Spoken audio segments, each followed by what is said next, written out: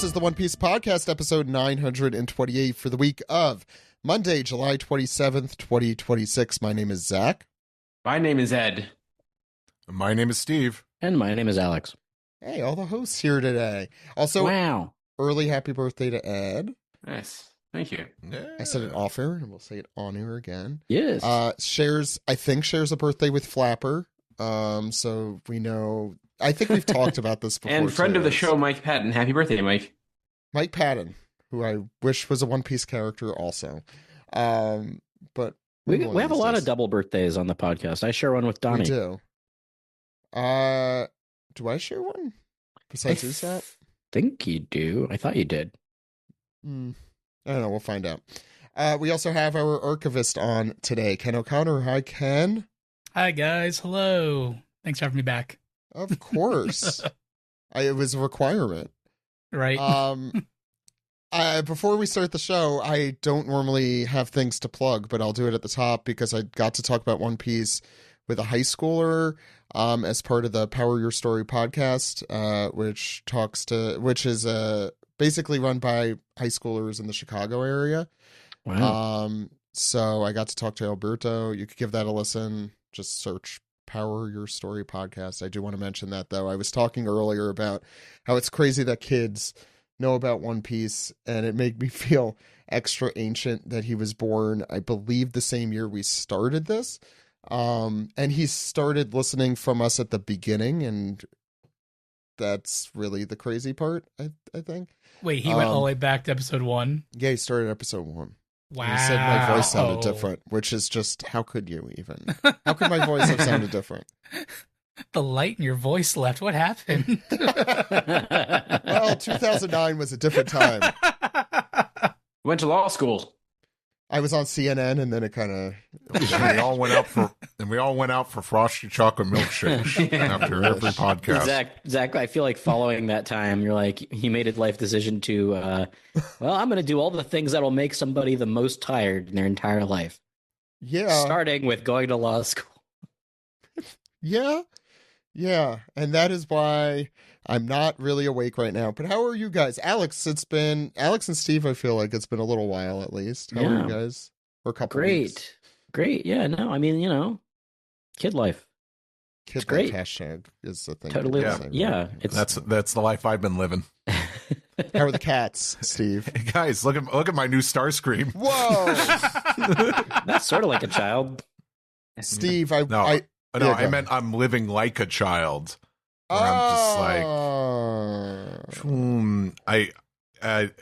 I might be able to take him to Cece's Pizza tonight with me. Nice. Hey, well, at least you opened that one.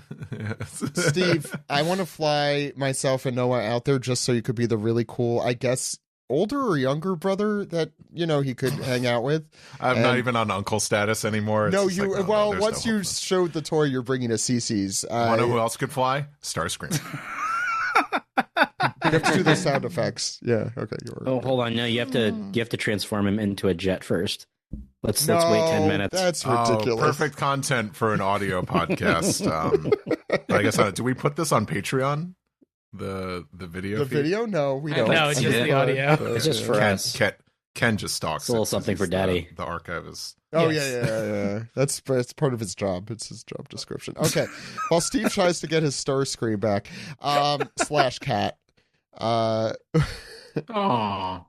Yeah, I want the listener to imagine Jupiter jumping up and stealing Steve's Transformers toy from him. No. Jupiter, no. Making a nest with its parts. The other piece of podcast related news is I don't believe this will start the next break, but it will probably begin the one after that. But we are going to attempt to start a One Piece read through podcast a la what we did in 2015 and 19, but a lot slower, a lot less intense, and with some slightly different angles. So keep an ear to the ground for more information on that. I believe Kirsten Carey will be helping me on that fun project, but want to let people know because we've been having a lot of breaks and I've been floundering. I'll put it that way. Speaking of, our anime recaps should be back. I'm going to put Sam on notice here if he's listening. Next week, Sam. Next week. And when did Heroines come out? 2 Like 2 weeks 3 ago? weeks ago. Yeah. Okay. Yeah, we're not that far behind. Well, we'll talk about the reason why I brought that up in a second. But first, you can check us out also. One last piece of news from the podcast side, patreon.com/OnePiecePodcast. We're at the end of July, Steve, and I know we had a winner for last month's sticker of the month crew club. It was Yeah, that was the buggy. the buggy one, right? That's what it was. I was surprised. They were neck and neck for a while, and then Buggy just Yeah, I think like Buggy kind of just asserted dominance and just the ones. After getting spit It's roasted last rare week. for him, but Yeah, he literally. But you still got you still as of this release, this podcast release, you still have a few days to sign up for the patron. If you want to, I said that with an accent. I was like, the Patreon. Yeah, I don't know why you said that. And speaking of Buggy, it's almost Buggy's birthday. is it? It's Baguggy's birthday. August 8th. Happy Oh. birthday, Buguggy. Celebrate with a big plate of beef Baguggy. Magaggy. It's Magaggy's birthday. So yeah, you could check that out at patreon.com/OnePiecePodcast. As Steve mentioned, you have a few more days if you want to get that sticker. Otherwise, the August sticker will be voted on sometime the first week or so of that month. Yes. And Ken said very good things about the last one. As Oh you yeah, hold- I love the Loki sticker. yeah. Thank you. So yeah, check that out. And also, I saw your standees, Steve. I think I probably mentioned them when you weren't here, and they look awesome. Yeah, Yeah. those aren't new. Those No. are just from last year, but Oh no, was it Thank the Gear 5 one that you made recently? Or that wasn't no, new? that was last. That was last That was year. last year. God, time is. It's very cool. It spins. It's really cool. I don't table too much anymore, so Yeah, I know. That's probably much more. You see, you're not doing the thing that Alex and I are doing and trying to do the most exhausting things possible. no, I do that. I just do it in other In other ways. facets. Yeah, Yeah. like with Starscream at CC's. Before we get into the podcast, two small pieces of news. Ken, I'll let you take the reins here. Lego One Piece trailer. Yes, the official teaser trailer came out on Monday. It's a minute long, not much there, but it seems to be a retelling of the first 2 seasons of the Netflix series. So all the Lego pieces and models are based off the Netflix cast, voiced by the Netflix actors. It's cute. It's a minute long trailer, so there's not much there, but you know what it's going to be. So it's very It's cool. Lego. That's on. The Yeah. toy commercial, basically. Yeah. Finally, a retelling of East Blue. I was thinking the same thing. Yeah. So how many iterations of East Blue have we had? like legitimately? Are you including the manga? You got the manga, Yeah. the anime, the One Piece anime, the Episode. Netflix of live East Blue. action. Episode of East Blue. Episode of East Episode Blue. of Nami, I guess would count. Right. Yeah. I would Um, definitely count an episode of Nami because it has that it has that little preamble in the beginning that just sort Those- of does a speed run of Yeah. East Blue up to that point. How many This is- times has the Luffy and Shanks, passing of the hat Way too many been times. told? Because that's like what? You have the Hand Island special too? Multiple Island? TV episodes. Multiple, yeah. At Yeah, this point, there's they just There's a kind of special throw called those in. Hand Island. Yeah. Yeah. Which, if you've watched Widow's Bay, then Hand Island. And I haven't, so I just still think of it in the One Piece context. Hand So Island. Ken, I appreciated that, Alex. Ken Thank snickered, you. yeah. Oh, we heard. The other little bit of news. I mean, yes, to my thoughts, I guess my 2 cents. Legos. It looked cute, and Jacob is. It's we know the voice Looks cast cute, is yeah. the One Piece live action voice cast. I think it's Yeah. kind of funny that they sound way more lively than their They do. regular live action Oh, that's kind of true. Yeah. counterparts. Well, Like, McKenyu, that's all I that's a want. very low bar. Yeah, very low bar for Mikaela, but even Iñaki, I really wanted him to be more how he is during the press junkets. I don't think we ever talked about our thoughts really on season 2, but that was my big beef, is that I think that he embodies Luffy, but really outside of the show more than anything else. And it's not something I want to see on screen versus, playing fucking hide the wiener with Jimmy Fallon or whatever. Hide the wiener? Is that what it's called? I don't fucking know. For some reason, I wound up watching some sort of press plays on his talk show. I forget. I don't know if it was like Variety or something. Their YouTube channel, like it was them competing in a trivia contest, and I was immediately like, "Man, these feel way more like the Straw Hats than they do on the show." When everyone's just like, "That just happened." Yeah, and Sanji's like, "It's like, oh, I want to take on a date, but only if that's okay with you." That kind of makes me wish. You're pretty, but like in an inner beauty kind of way. Unless you want me to compliment your looks. What if Sanji did the hover hand? I think that's the. Yeah, live action Sanji is hover hand Sanji. I would say.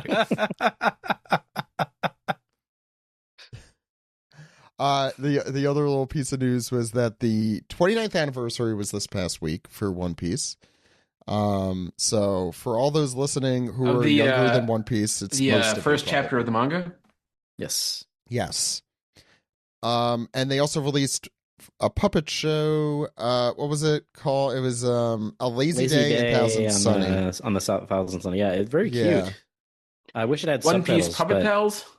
Yeah, a little bit. Team America closer to that. They're like marionettes, and I think that's like a genre that's really taken off over in Japan, right? Thunderbolt Fantasy. Yeah. Oh, is that what Joey was? Okay. And then there's another show that I remember Joey was talking about a couple of years ago. That was like a wuxia type show, but it was all done with marionettes, and it looked really crazy. Was this the guy who he interviewed that did this in one of the color walks? Yes, Oda did have a statement on it. I believe that's the guy that he interviewed in a color walk who made the marionettes, and he apparently has been sending him one member of the Straw Hats every year for the last 13 years or something like that. So now that they are all assembled, I think they used them to make that little short. Yeah, 29th anniversary. 29 is not a number that requires partying and celebration. Yeah. So I could see that it's a good excuse to do this. Like I said, there's no subtitles, but the context that I got was that everybody's waiting for the toilet or something. There was one of those, yeah. Yeah. There were a few different. It wasn't just one. The Jinbei puppet's humongous. It's so funny. They are to scale. It's pretty wild that they're all to scale with each other. It is. No, super fun. Not much else for me to say about it. I don't know if any of you guys have opinions, thoughts. Nope. I guess we'll talk about the manga. Today we're going to be going through chapter 1189. So why don't we get straight into that right after this? Then we have Piece Together. No trivia, because we haven't done that in a very long time. Unless I come up with it, and we have a lot of extra time, because I'm sure we won't have anything to talk about in this manga recap. We could bring David Bednar back to play fun games. We could. But we won't. We'll see you on the other side.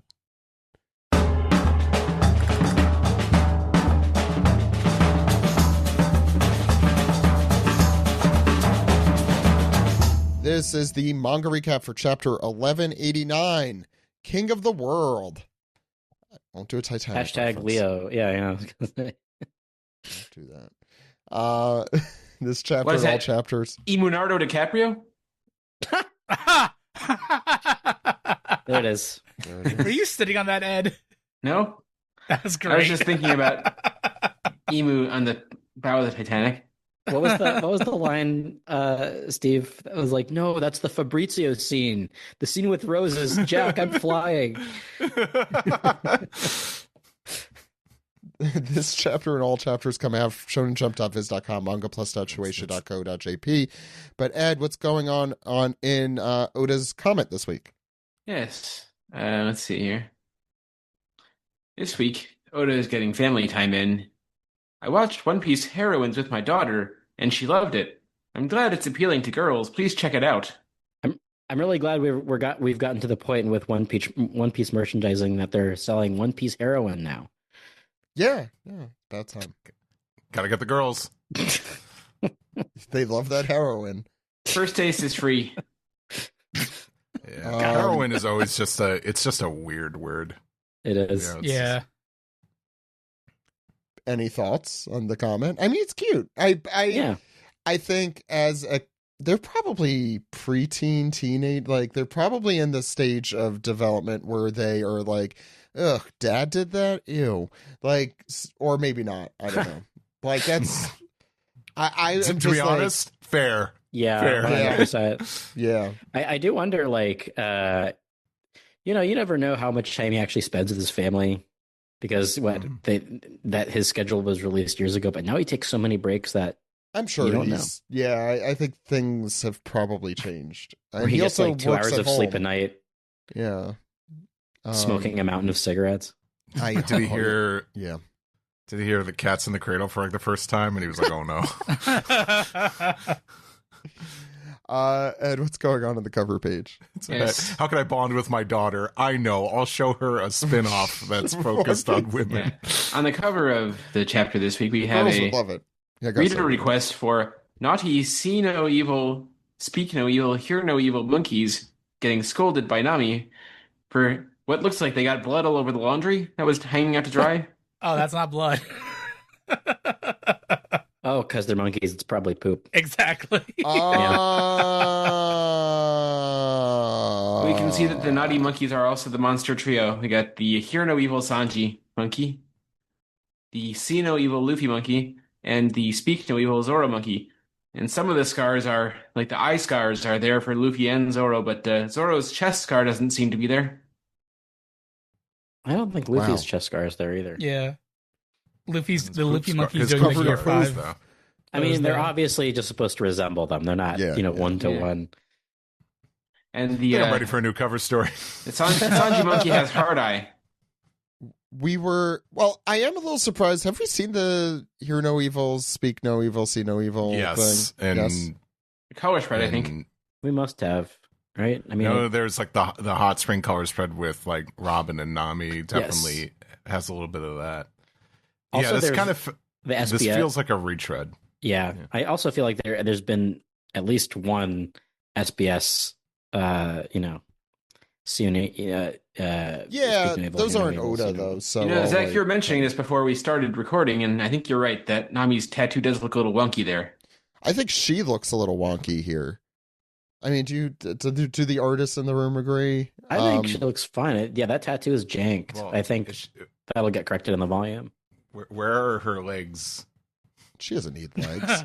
But I don't know. Rob Lee, guest artist Rob Liefeld. She doesn't have a big chest in this one, so that tracks. Yeah. I don't know. I think she's way too low. You're right. There. No, it looks like the top of her tattoo, like they didn't like chisel off the top, so it's like still like blocky. Yep. And you said she's way too low. She's way too low because she's top heavy.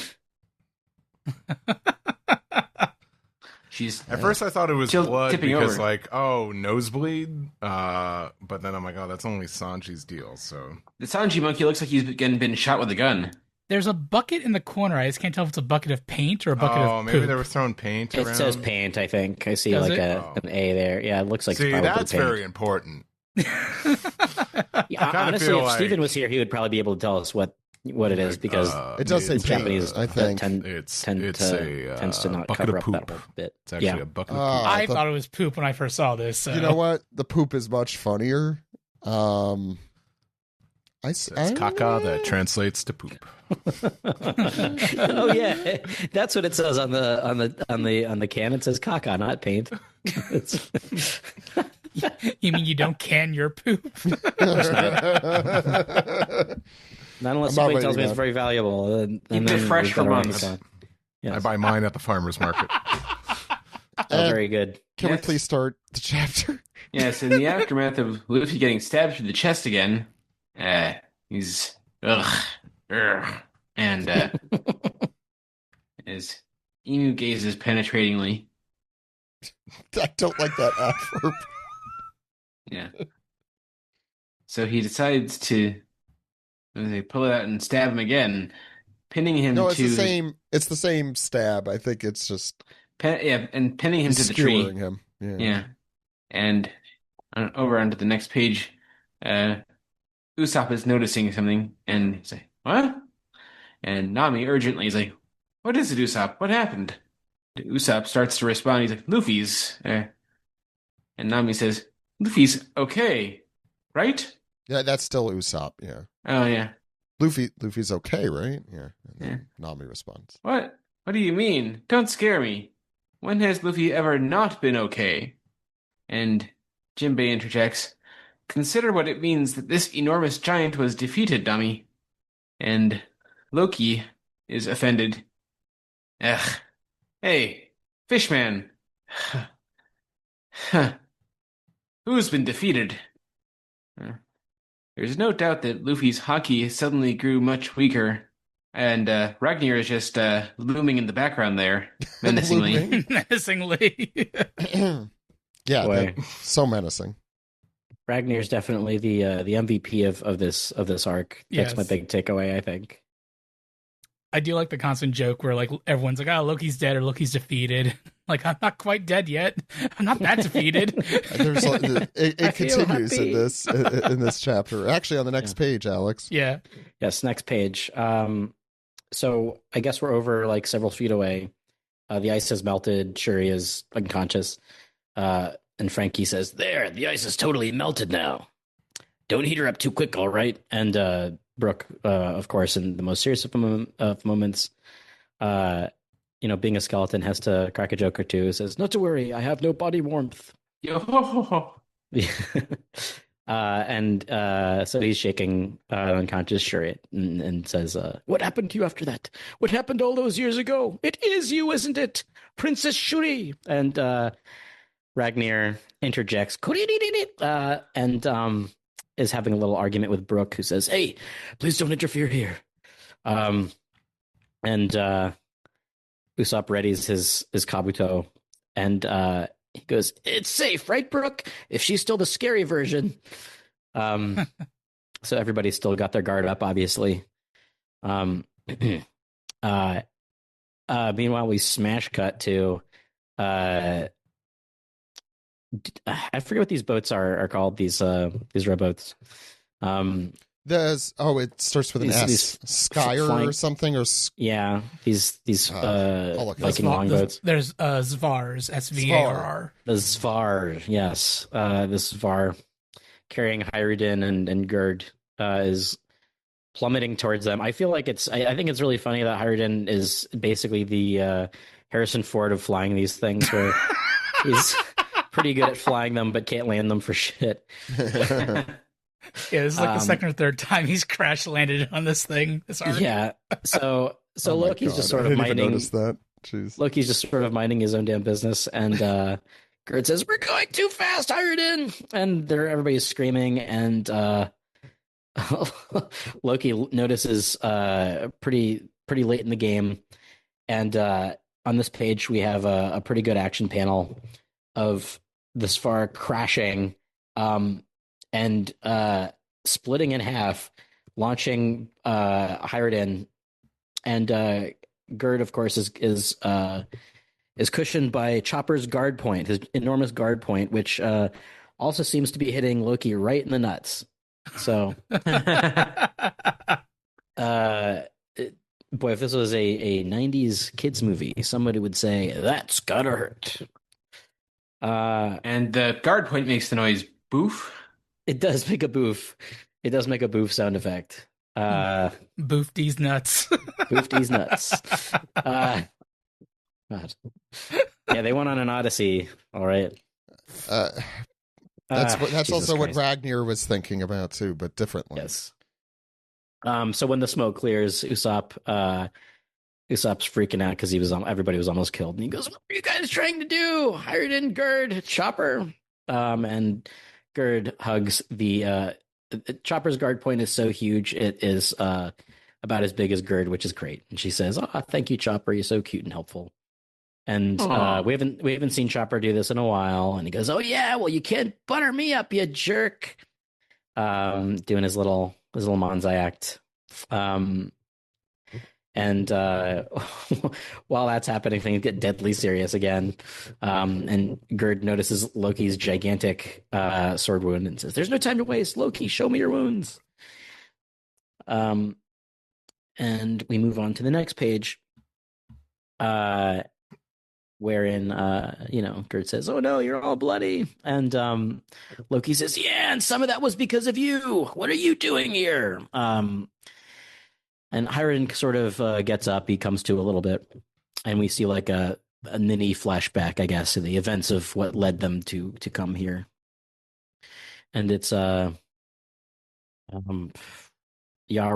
who says, "If you're just going to fight Hiren, then go to Loki instead." And and then Hiren basically says, "But the children, think of the children. Won't someone please think of the children?" Which is, I feel like we say this all the time on the podcast. In the last, 2 years? Last 2 years at least. These kids have been in peril for about 2 years now. But Jarl continues. He says, "Even if you save the children, it is only a temporary reprieve. Do you really think that this plan to rule over Elbaf came from the decision makers at the Reverie? No, of course not. I think it's This motherfucker thinks decisions are made in meetings. That's right. Yeah.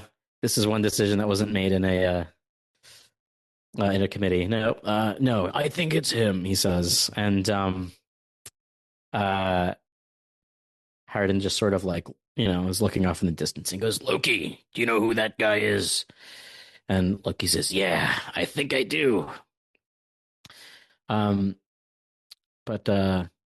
before we can figure out what exactly Loki is thinking, we're back to the fight between Emu and Luffy. Luffy is, of course, pinned to the tree with this sword here. Like a butterfly. Like a butterfly, indeed. Just like a little butterfly. And Emu says, "Thou canst not move now. That sword devours thy vitality." And he materializes another sword. This looks like a claymore from his little Hertz donut, as we've been calling it. And Luffy's he's pretty worse for wear. He's covered in blood. He is still in gear 5th though, so I do wonder, how much stamina he's currently got. But then, he's got this claymore, Emu, and he says, "Monkey D. Luffy, a hateful name. Thou hast 2 brothers of different names. ... And we move on to the next page. Do I have to continue that emu? You too. Yeah, the emo voice. Yeah, give it a shot. All right. "One brother slaughtered by the Navy," and Luffy is huffing and puffing as Emu continues. "The other prominent within the Revolutionary Army." And then Emu hits Luffy with the double penetration blade of the sea god Fraggle Rock. Fraggle Rock. When the Pilgrims came to Fraggle Rock. See, I thought it was pronounced Rugelach. Probably. What, the actual name of the sword, or? No, I was making a joke. Oh. Yes. I'm like, how do you get in that? All right. But he stabs Luffy for I'll have a some second time. Fraggle. You have to say the ch. Actually, Gary Goldman, that's part of his whole thing, is that nobody says the ch anymore. What are they going to do? Hate us? Too late, fuckers. Yeah, go ahead. Blade of the Sea God Fragarach. And Emu continues. "In any case, a set of most uncouth brothers," as Luffy screams out in pain with the ... and exclamation points. And someone, I guess it must be Loki laying down, saying, "It's got to be him. The one red hair talked about." Then we get a flash back to the day that Loki killed Harold with Gabon and which flashback Shanks. was this? 2 flashbacks ago? This was technically the Loki flashback after No, I know. the God Valley X. Yeah. But Loki says in the flashback, I'll use this power to avenge the memory of my old man and his soldiers. And Shanks and Gabon look on him before Shanks goes on to say, wait, Loki, I understand your rage, but what do you want, red hair? Loki interrupts. Are you going to stop me from getting revenge for my father? Shanks continues, I considered Harold a friend, too. I'd be right there with you. But think carefully now. The government was trying to take control of Elbath. That's not their end goal. It's preparation for a war. Dun dun dun. Dun dun dun. And Loki's like, huh? Is the world government getting into a war with someone else? And Shanks says, well, that ain't... that's still Loki. Sorry. Well, that ain't my problem. My father died an unjust death. His soldiers were killed along with him. I want vengeance for all these crimes. That's all. And Shanks goes, and who's guilty? Who will you strike down? And Loki retorts, the world government! And Shanks says, the man who manipulated Harold was the king of the world. And Yarul is, what do you mean, Shanks? The entire concept of the world government is that there is no king who... Gabon's like, careful, Shanks. Shanks is like, no, it's fine. No one will believe it. And Loki's, ha! So I guess that king is the culprit. I'll take his head, nice and simple. And Shanks is like, you're still not getting it. The king's power is impossible to measure. Go to the Holy Land, and the mystery will only deepen rather than come to light. If it were that simple, someone would have already done it. And then it cuts to a brief little shot of Rox, because Rox was in the chamber with Emu and did not kill him or couldn't kill him. And that kind of like shakes Loki a little bit with that realization. And Shanks goes, it's not yet the time to fight. And Loki's like, I don't want... Shut your mouth. You don't tell me what to do. I don't care where this guy is. I'll destroy anything in my way. Shanks is just ... All right, buddy. Don't be foolish, Loki. And then we get out of the flashback back to Loki present day. And he says, I left home and spent a few years abroad. In the end... Gap year. Loki's gap year. His gap year. In the end, I never did find my way to him. So if that's the king of the world right there, I'll never get a better chance. Steve.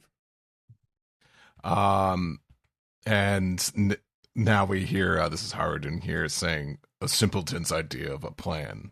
But Loki still is offended by that. But Howard says, but I've got no problem with it.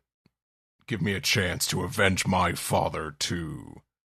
And we cut to the Straw Hats and Jinbei, arms crossed, saying, this is quite an absurd story.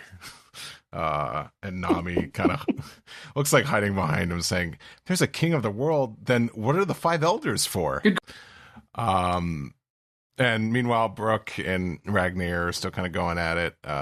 Brook says, no, stop trying to interfere if you don't mind. And Ragnar's going, and you can't say that, Ragnar. Yeah, Chopper says, he says, I froze her because she's dangerous.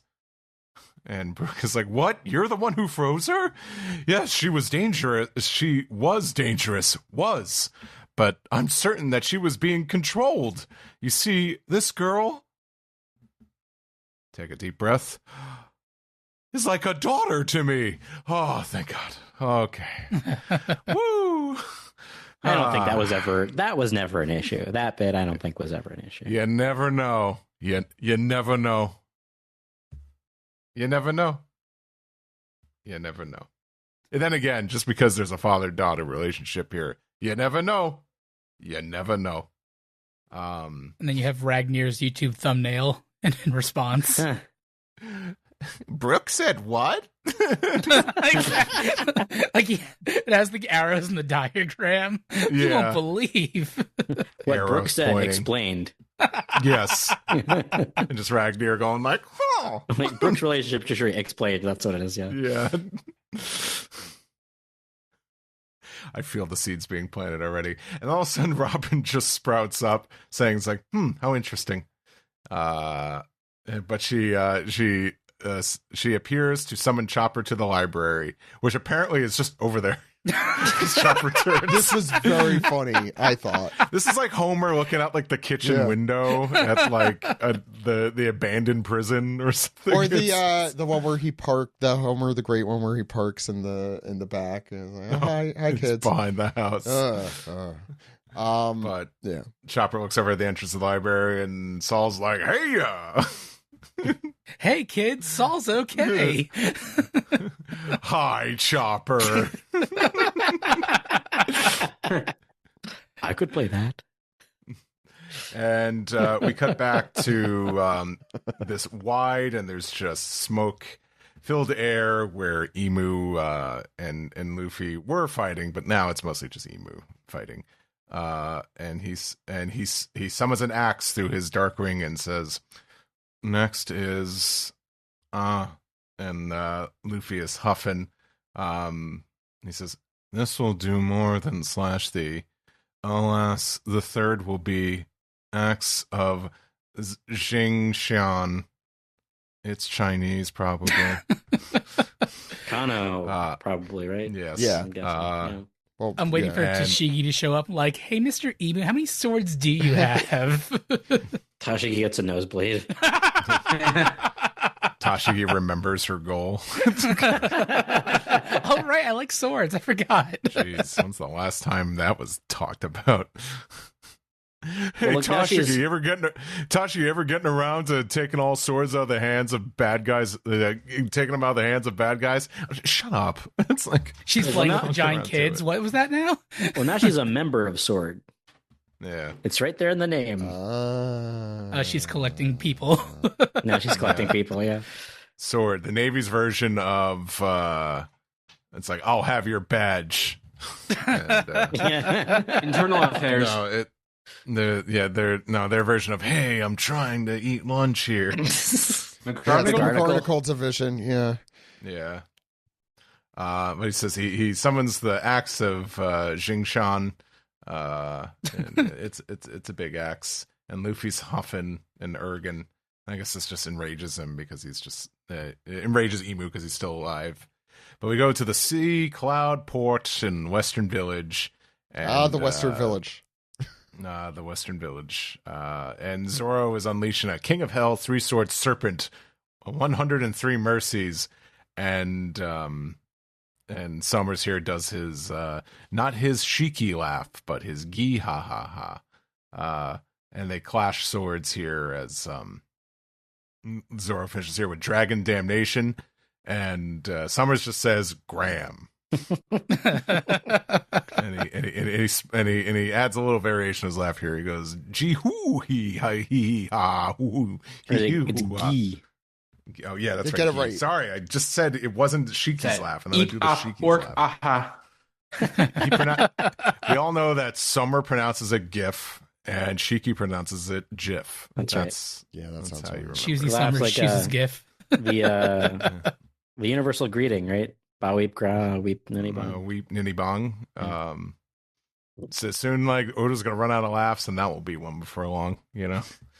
And then we see a shot of the empty throne here, and this is Summer saying, 800 years ago, the 19 kings who created this world took an oath of equality, thrusting their weapons into the floor around the empty throne. And Zoro's kind of just like half paying attention. He's like, I'm trying to cut you with my swords. Stop talking about swords. He says, Blade of Chaos, Tohu, Vohu, Nemesis, Longinus, which is Not how that's I think pronounced. that's No, it's not pronounced. It's Longinus. Longinus. Longinus. We've all seen Evangelion. Longinus. Hey, in Evangelion, it's Longinus. So Oh, Evangelion. Not even trying to hide it. fresh in my mind lately. I don't know. You just rewatched it, didn't you? Don't take it up with me. Take it up with Studio Kara. I will. Yeah. Continue. Yeah, There's it more sounds like- swords. There's more swords. Yeah, there's so Yes, many and swords. you all have a severe case of Longinus. Longinus and You have a stigma for how these should be pronounced. Longinus and Lucy. Stupid. So there's Stigma, and then there's Muramasa. And that Muramasa sounds familiar. It I mean, does. it's a famous Japanese sword, Ah. ancient Japanese sword, mythical, perhaps, or real. I don't know. Longinus. And I don't know who was supposed to wield it. It's not. There's a question in our test piece. We'll talk about all different sword names later. So Okay, good. can't So wait. listen to the Piece Together segment for that. Yeah. Okay, good. I'm glad. They are the 19 weapons of those who brought the world to heal. And then, yeah, this is all Summers here saying, like, the Great One used Omen to bring them back and grant them to us. There are no lies among the legends each family passed down. You see, Roanoa Zoro? This is power that conquered the world. And Zoro, he's huffing and puffing. Did he get, like, knocked back or something? Yeah. Kind of hard. Yeah, they look like it kind of hard was like to tell. Yeah. Their blades clashed and it knocked him back. yeah, he flew backwards. Oh yeah. Oh wow. If you gotta like yeah. It looks like Zoro the got cut a panel little bit. has to be at least be like 5 inches wide. Or that was for you that's to not see blood. that. That's hockey bolts. Well, yeah, Yeah. they have Black Lightning coming off, and then Zoro gets flung back by Summers. Yeah, there's a lot happening. But on the next page, not much happens. As we see here, Summers continues his soliloquy, saying, monologue, here from the Shepherd family, that this one has a really cool name. Get ready. It's called Graham. Isn't that cool? Named after my favorite crackers. Pretty cool, huh? Zoro's like, Graham what? Teddy Graham? Graham who? How about I make a s'more out of you? Graham Skywalker. Grass. Hologram, Marco's father. Oh my god. We have Pologram. Could be Pologram. Into a sword. That I would be turned interesting. Marco's dad into a Into sword. a sword. Funniest thing I've ever seen. You see, that would have made it worth having him even be in that flashback briefly. It's like, oh yeah, and this is some guy's Graham. dad.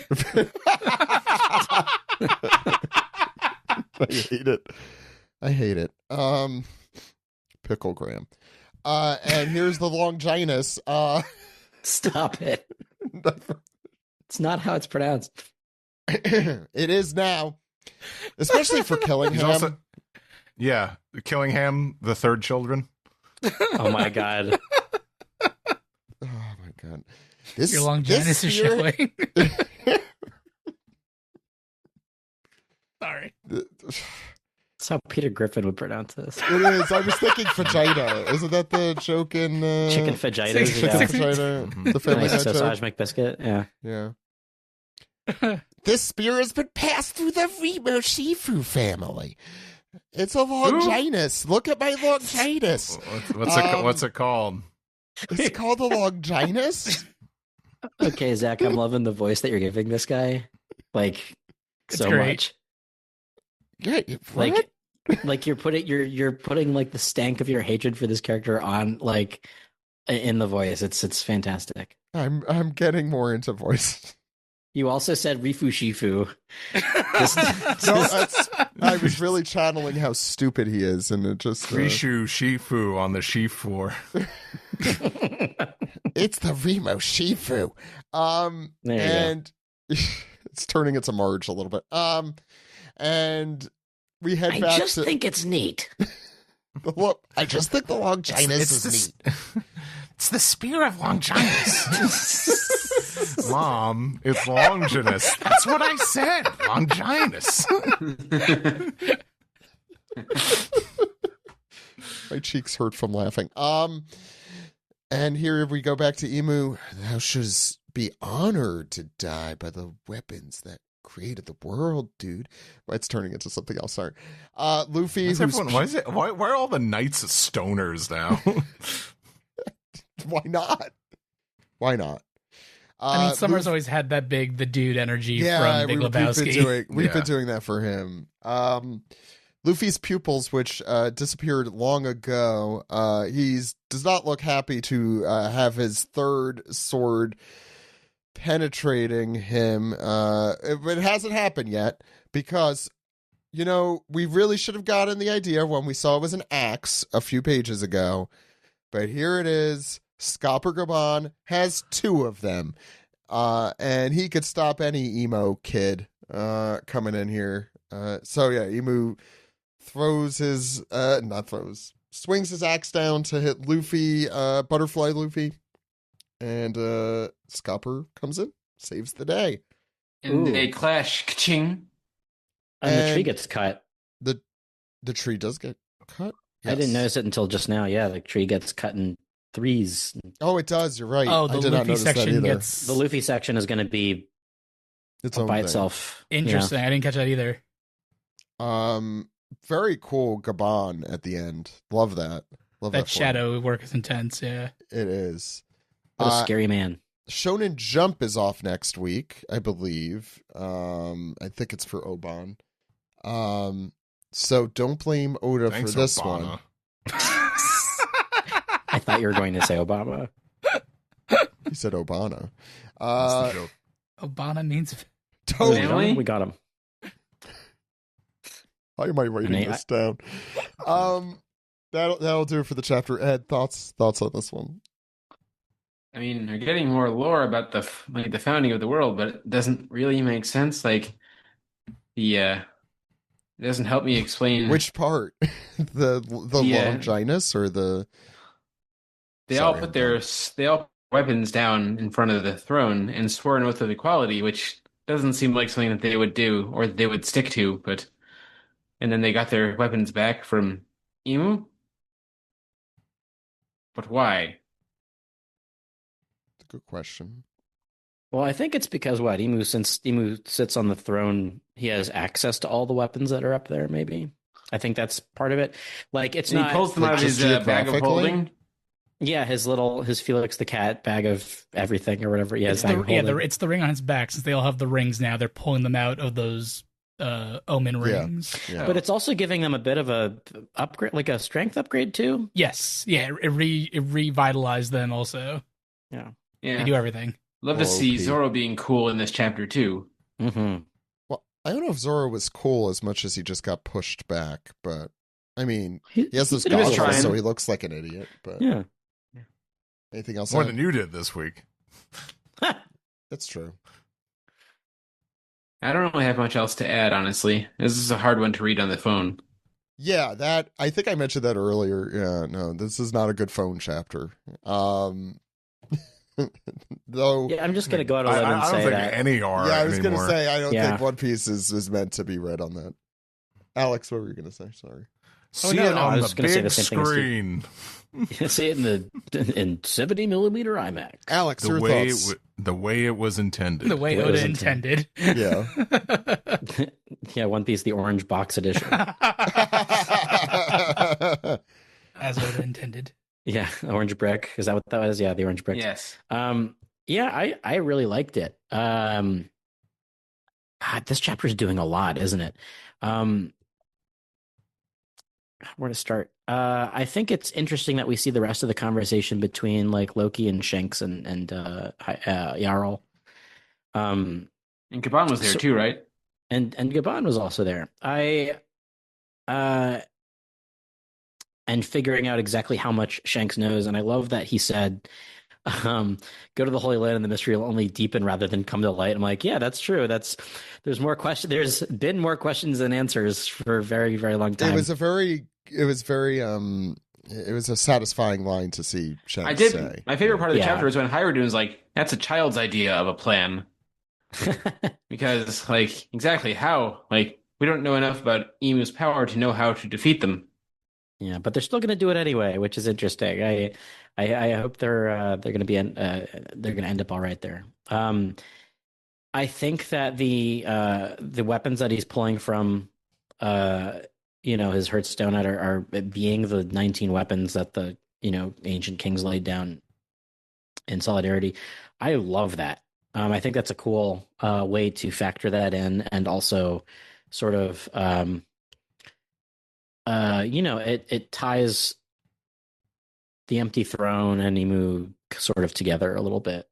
And sure, Omen giving them giving the rest of the Holy Knights like, super strength to whatever. Sure, why not? Why not, right? I mean, it's also a problem for Elbaf that the tree is cut now. Like, does the island collapse? That's not that tree. No. That's just a branch. That's just a big branch. Oh, never mind. Yeah, that's just a big branch. It's not. It's yeah, not you can the tree actually itself. see another branch on the below it too. Yeah, on some of the pages. So yeah, that's not too bad.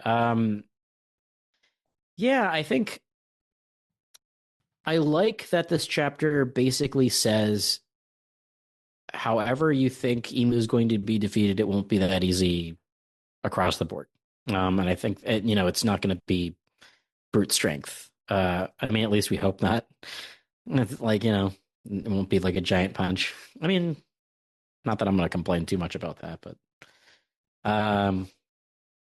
and I like that they're, I don't know, they're having an argument, this Brook and Shuri situation. It's nice to see the rest of the Straw Hats getting to do other things too. Like, we know where everybody is. We know where all of our players are. I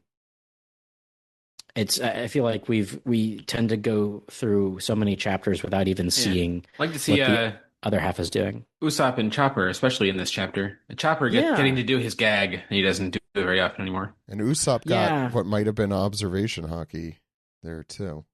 And what, Robin taking Chopper Robin.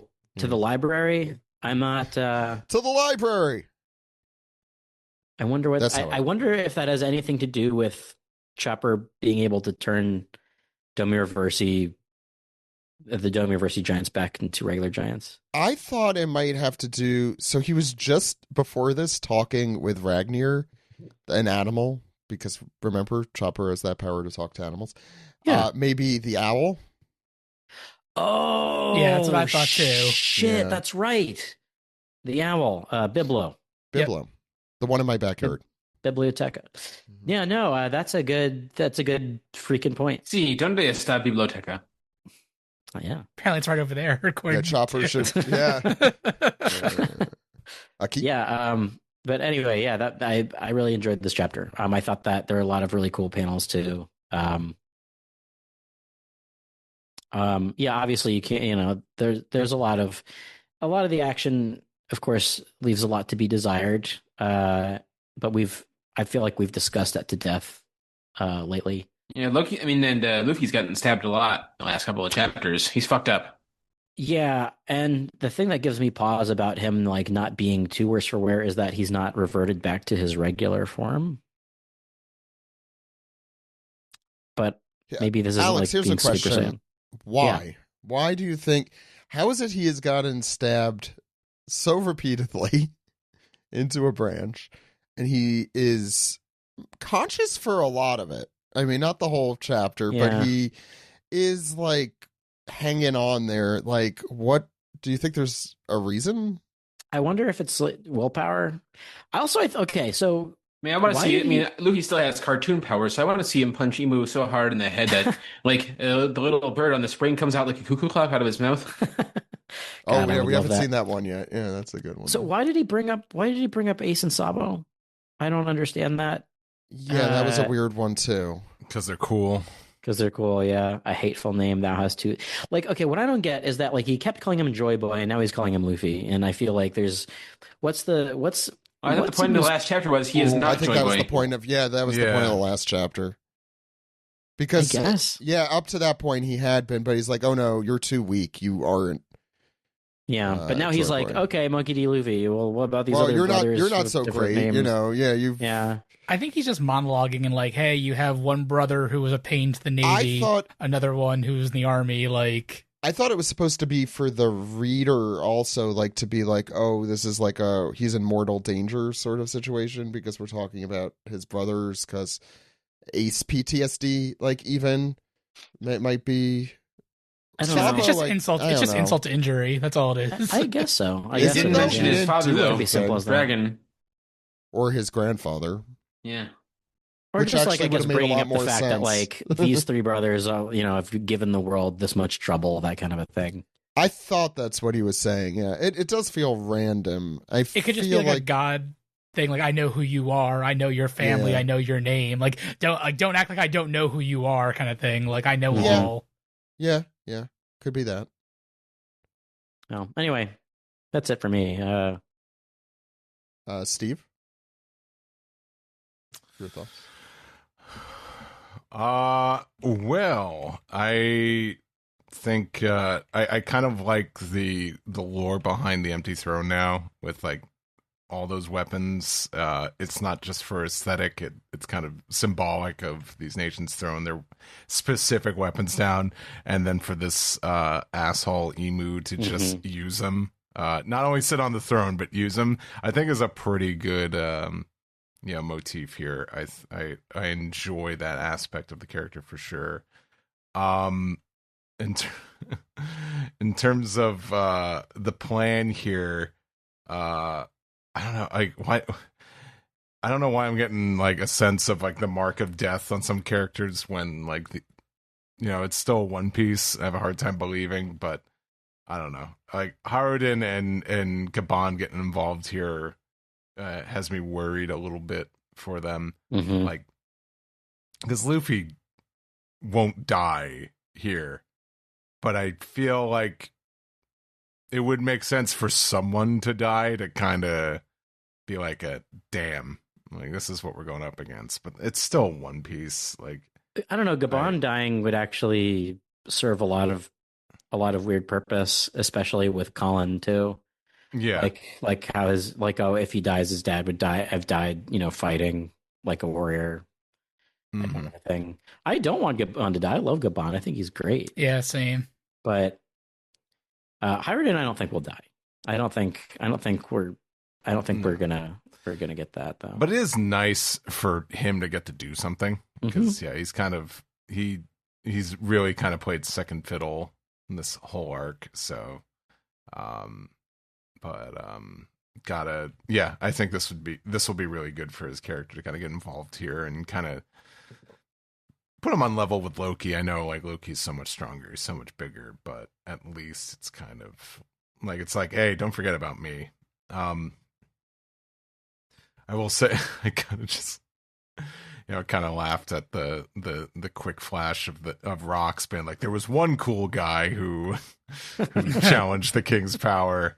He was super cool. Coolest guy ever. A super cool robot. Yeah. It was that easy. Loki's Someone would have done it by now, but Rox wasn't good enough. And Loki's like, oh, what? My hero, the coolest guy ever. But there's intrigue with Shanks here because saying like now is not the time to fight, so it just makes me wonder like, cool, like now it's like what is part of Shanks's plan here? Like how much was orchestrated with getting that Gum Gum fruit, meeting Luffy, and all that? It made me wonder a lot about that. But besides, I think a lot of the artwork is really good this week. A lot of clean drawings. Action is still a lot to be desired here, but there wasn't too much of it. I do enjoy Gabon a lot too. Be a shame if something were to happen to him, but I kind of feel like there needs to be a huge tragedy. Well, no, I don't know how this arc's gonna end. I don't know if this is gonna be a huge loss or this is gonna be a victory here. Or, what's going on with Brook and Shuri now? Do we really have an idea of where that's going? Can we keep her? She can hang out with Lilith. Someone asked Ragnar. He apparently knows all the answers. But first you got to sit through like a Raycons ad. Ragnar's Raycons. But yeah, I thought it was good. But it's things are ramping up. I was most happy to see Gabon and Haruden kind of step up here, and I do enjoy these guys all these knights getting like bonus items, getting hooked up here. I think that's like a really fun aspect. Decent chapter. Ken. I love this one. The swords, the weapons are like immediately like, it's so video gamey, kind of Kingdom Hearts, kind of like it's something very appealing to me about it. It feels RPG. Yes, exactly. I do like how, because they've kept the celestial dragons have kept the 20 families, like the 19 families, so I don't say pure, but like they've kind of like kept them going through all these years, that Summers and Killingham are using their family's weapons. Like, it's the ancestor of their family, which I think is really cool. It makes me wonder, though, because we know the 20th family, like the Nefertari family, did not join them. So where's the Nefeltari weapon, sword? Will we see Vivi get that eventually? That's a little too much theory crafting, but like I would like to see, like, if there's a 20th weapon out there, I'm certain it's going to play a part back into this. Or what was the Don Quixote family's weapon? I don't know. We don't know. It's like, because Emu lists a bunch of the weapons. It's just a literal bird cage. But also hits people. I mean, Don Quixote, Miosgard was also Don Quixote, so that lineage is still in Mary. Yeah, there's still Don Quixote family members on the. Don't worry, the guys. line. There's still Don Quixote in Mary Showa. We got plenty of them. Don't worry. I think it's interesting too that Oda shows a couple panels again when Emu pulls out the blade of the sea god. He holds it up to the branch before he stabs Luffy, and you see the branch darken and decay. So like the swords, like, it may not be a lethal thing, because we're talking about how is Luffy not dead yet. Like, it could be like they're not lethal weapons, but they could be just draining his life force. And like they've touched on that a couple times in like the series, like, oh, how many years of your life, Luffy, you're gonna take to heal here. I wonder how long he was supposed to live originally, because so maybe it's feeding into that. Yeah. We'll talk more about the weapons though in the disc pieces, but like just the fact that they all seem to be based off famous weapons in like mythology and other stories and whatnot. They all have the names all allude to certain things. I think is very cool. I just want to see more of the actual fight between Zoro and Sanji's fights, because we're getting little glimpses of them. I want to see them go like all out fighting, and I hope Gabon doesn't die, because that's how it feels at the end there. But I feel like they already did when he fought Gunko, he sacrificed himself and fell off the tree. I felt like that was his moment of like, I'll die for my son. And so if they do it last again, panel of him with his hockey darkened face. Yeah, no, that last panel is intense. Very, very cool. But yeah, it kind of looks like one of those old dudes who turned themselves blue with all the colloidal silver. With the, I know what you mean. But yeah, no, very, very good chapter. I thought all the sword stuff was cool, and Ragnar continues to be the MVP of the arc, like we said earlier. Yeah, I'll keep it brief. There was like one thing I want to mention that I think hasn't been mentioned, and I told Ken I would write it down before, so I've remembered. But I'll briefly say I agree. I agree with what's been said. It's a very dense chapter considering what it is. I like that we finally are getting a little bit more out of that conversation with Shanks. Since we knew there was more there, but I think we mentioned when we left both flashbacks, like, okay, there's more to be filled in there, and the more we see that, the better. And the Usopp observation hockey moment, Nami, Robin, the rest of them, seeing them all have a role in here. I do want to reiterate, I know it's been said, but I think the things that Elbaf has been doing better than Egghead generally is putting the Straw Hats front and center a lot more. Is it perfect? No. Are they still sometimes sidelined? Absolutely. But I think the Straw Hats are more front and center here, Onigashima aside, than they've been in quite some time. So I am really digging that. The one thing that I did want to mention was the one panel I think Ken read.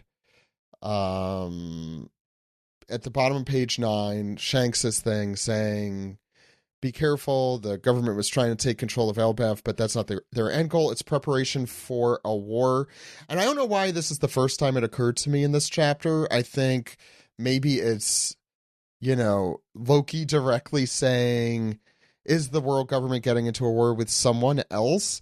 That made me think, That's a very good point. There's no one, if you're king of the world, who do you fight against?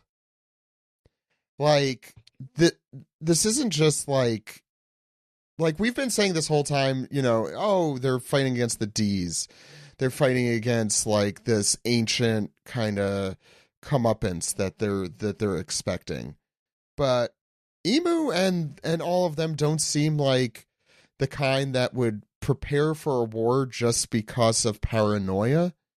Like, is this like, I hate to say the thing I always say, is this aliens or something? Like, when I say that, I mean, is this just because what is bigger than the entire world, Is it just that they're fighting the pirates that exist? Because they've been doing that this whole time anyway. Why would that be different from what they're already doing? Doesn't this have to be a force that is much, that is not necessarily like superior to them, but is beyond them, that now they are preparing for this war against them, that they're going to move their pieces into place here? Well, Emu talked about this already, right? How, time is cyclical, and during the last war or whatever, blah, blah, blah.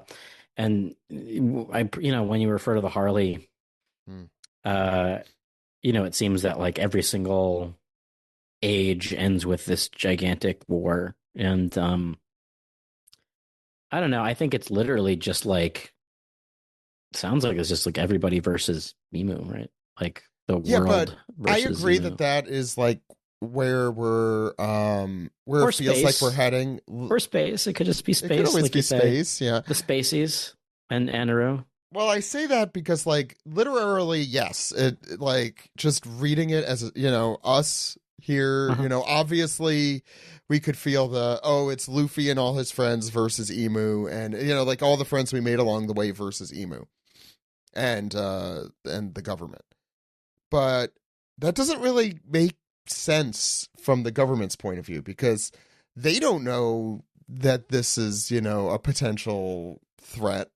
And, like going back, Shanks is saying this like 40 years ago or however long, 20 something years ago, whenever Harold died.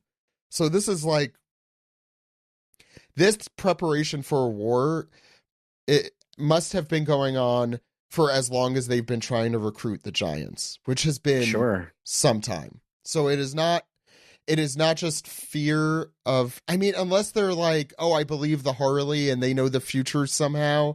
Like, we know this is going to come, so therefore we have to prepare. It could be that. I also think it could be just paranoia. Like Emu's paranoia that like Joy Boy is going to come and, Joy Boy. I think it's Emu just like, realizes like, hey, I'm in power. Like the world it is in the shape that I want it to be. That's not a guarantee it'll always stay that way. Like, even looking back at the Brook flashback, why did Emu interfere with a nation that made musical instruments? Why is he still consolidating power when he's already king of the world? Why is he prepping for the Giants? Why is he doing different things? There's a big difference between... Oh, go ahead, Ken, sorry. Well, why is he having Vegapunk make the Mother Flame to power Uranus now to take out Lucia? Like Emu's constantly doing things, and I think once Luffy came onto the stage, once Marineford happened, once Joy Boy reappeared, the status quo changed. Like, all right, let me get back to getting those giants. Like, it's kind of like I gotta speed up my production a little bit. Well, I do think that that has a lot to do with that. I think that See, maybe this is just me, but all of the things you list, I agree. Like, reading it, I think this entire time I've been like taking for granted, okay, this is because Emu is paranoid and he wants to beat Luffy. But the fact that this has been going on so long, this is not the sign of someone who's just consolidating power to stay in power. This is someone who is consolidating and creating new power because he is preparing to make a move, and proactively. And it's what they said in volume 90. I forget the specific chapter, but at the Reverie, the five elders being like, we have to shake up the world and all this. Like, it is time to take these steps. Alex, what were we going to say here? We've posited that like this isn't the first planet, right. maybe it's the next planet, right? Like that's what his aim is. Like, I've done everything I can And on we this sank planet. Now it's and time sinking the world too. and it's now sinking. Yeah, the world is sinking, so we have to move on to the next one. Time for a new Yeah, world. I thought that as well. Yeah. And when you go back to the O'Hara chapters and you see the globe and you see how many moons or planets surround what are called the blue planet. Blue planet, is that what we're calling? That's what he called it. Yeah, he called it the blue planet. Yeah, which makes sense because they're all blues. Yeah. So I don't know. Like, the problem is, and this is the problem with reading week to week, is that we only have so much information. So no, I agree. The reason I bring it up is because this is the first time, like, it made me kind of doubt all my preconceived notions of, like, why the government was doing what it was doing. Like, I think at this point I was just like, oh yeah, obviously this is because Luffy's going to be a threat and he's afraid of Joy Boy and all that. And that still might be true. Could be, yeah. That still absolutely might be true. But the fact that Loki kind of, it's the fact that, what does the world government have to fear? I'm watching you, like, in real time tear down your Pepe Silva yarn situation. I wish I actually had that. I mean, not to recontextualize things, like, right now, like, the Holy Land's being invaded, like, things are on fire. And the entire reason Emu showed up inside Gunko for a minute, like, hey, we need you guys back. We're losing this fight. What's going on here? I agree. And then the Loki Luffy stuff happened. Like, all right, I gotta go take care of this myself. The thing that's been bothering me is that he has been doing this for a while, like centuries, potentially, like not the entire, pre-Void century, but anyway, I just wanted to mention that. That's all. I'm sure we'll get back into that at some point in time. But I know we have a lot of piece together. Food for thought. So why don't you all listening grab some food for thought, and we'll see you in the Piece Together segment right after this.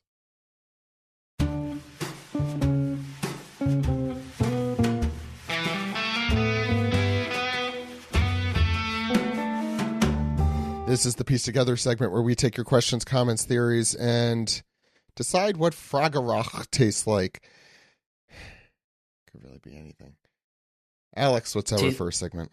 Well, I'll tell you one thing. Certainly, it probably tastes like a giant trash heap, right? Is that the all-knowing trash heap from Fraggle Rock? Anyway, our first piece is from Reverse IPAX. IPAX is spelled like axe, like the... No, first one is Ice like Fisher. Take this, OPP, Blade of the Muppet God, Fraggle Rock. Now that I have you where I want you, do you think the Nefertari's had a powerful weapon Emu can't access? Or maybe 3 of these ancient weapons? Since at least Muramasa and Longinus are named for real-world legendary blades, will any of the others be named after cool mythical weapons like Excalibur or Yowie Paddle or even Mjolnir? Please speculate irresponsibly. I think Ragnir has taken the Mjolnir mantle there. I think that's sort of the... It'd be weird to have another hammer, yeah. Yeah, a 1-to-1. I'm sure Excalibur's in there, though. Emu's whole blade thing, Ken, you might have played Final Fantasy V. Mm-hmm. It sort of reminds me of Gilgamesh's whole thing. Yes, absolutely. Yeah, where, so Gilgamesh is a boss in Final Fantasy V, sort of like comic relief, but part of his whole thing is that, like, he can either slash you with Excalibur, which will deal heavy damage, or Excalibur, which deals like 1 damage, or was it 0? I don't remember, but 0. It's pretty funny. That's Oda loves Final Fantasy, so speculate irresponsibly, fellas. Right now, what other like extremely famous swords are there? Just I will say that there's a huge disc piece coming up that does detail all this. Yeah, there's more sword talk later on. Okay, so. Good. As long as there's more sword talk, I'll be okay. I think it'd be really great if one of them was the Like the spring-loaded hammer thing from the Four Kids One Piece. Just a complete bullshit. That would actually be amazing. Like he pulls out the hammer gun. Awful. I'm trying to think if there's any other like good, like Or the vice that's in the one shot. The what? Or the vice that's in that one shot. Oh, it was probably like a different version at the time. Yeah. God, did they have any sword edits on that one? I don't think they did. Yeah, I'm trying to maybe I'm just thinking of other dubs. Yeah, beats me here. All right, well, it should just have Anakin Skywalker's lightsaber in there. Yeah, right. Sure. And then like someone should be like, how did you get this? And then Maz Kanata will come in and be like, that's a story for another time. That will never, ever, ever get expounded upon. Give him a Keyblade, give him a Buster Blade, give him the Blades of Chaos from God of War, give him every weapon in video games. A giant like a foot-long hot dog. Yeah. Do you really want to hear that story? It's probably the like singing sword, the singing sword from Who Framed Roger Rabbit. Oh my god! Yes. Are you talking about Luke's? Are you talking about Anakin Skywalker's lightsaber in Force Awakens, Zach? Yeah, aren't you? Or what did that come up again in Skywalker? I think it's not so much where I was like, man, I was hoping to hear about that. It's more like, don't write it in a shitty way if you're not going to bother explaining it. Like, don't write it in a way where you're going to explain it. That's J.J. Abrams' whole thing, man. Yeah. I've seen Lost. It just turns out Maz Kanata was on Cloud City that day. That's definitely the answer. Yeah. Yeah, she was super into Tabana gas mines. What's the next one? Polo. Wait, Alex, we skipped one. Ice Fisher Tenacities from 720 we still have to do. Oh, okay. All right, sure. Hi, OPP. After what Zach said about Brian Drummond for Killingham, hearing Marianne line read for Kendall, and with the Elbaf dub release date announcement on the horizon, I wanted to share my Elbaf dub fancast with you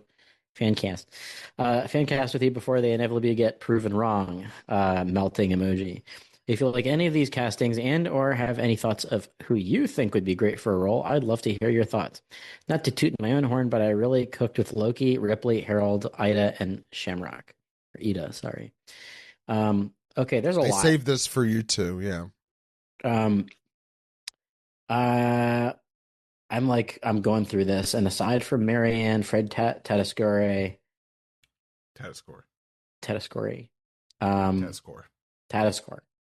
and Troy Baker, I don't think and Bryce Papenbrook. I am afraid I don't know most of these people.